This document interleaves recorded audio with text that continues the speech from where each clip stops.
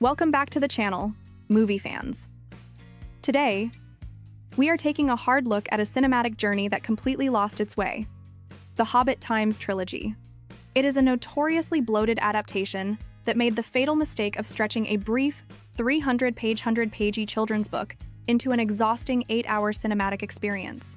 Instead of the perilous, awe-inspiring trek across Middle-earth that we were originally promised, we got a bloated theme park ride, orchestrated by studio executives desperate to replicate the massive success of Time's The Lord of the Rings. To pad out the excessive runtime, the films were absolutely stuffed with pointless filler. We were forced to sit through a manufactured and entirely unconvincing romantic subplot between an elf and a dwarf, watch unnecessary character cameos that served only as cheap fan service, and endure obnoxiously long, cartoonish CGI action sequences. Remember the infamous Barrel River chase?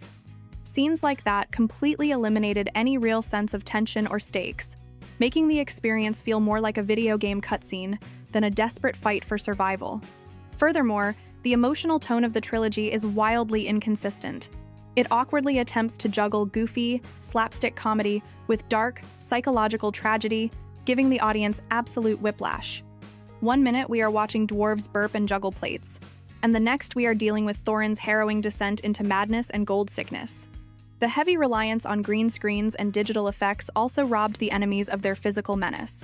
Trading the terrifying, practically made Uruk-hai of the original films for smooth, soulless CGI orcs was a massive downgrade that made the villains feel completely weightless.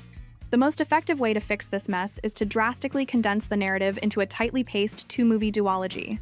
Part 1 would focus entirely on the core journey leaving the Shire, braving the Misty Mountains, finding the ring, and ending on a massive cliffhanger as the company escapes Mirkwood and arrives at Lake Town.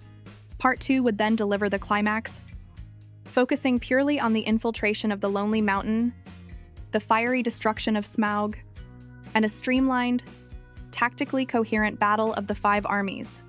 By stripping away the meaningless side characters, removing the overblown chase scenes, replacing the digital monsters with practical makeup effects, and establishing a more grounded, serious atmosphere, the adaptation could finally respect its source material. It would trim the fat and serve as a much stronger, emotionally resonant narrative bridge to Time's The Lord of the Rings. Let me know down in the comments how you would have fixed these movies, and do not forget to hit that like button and subscribe for more deep dives into cinema.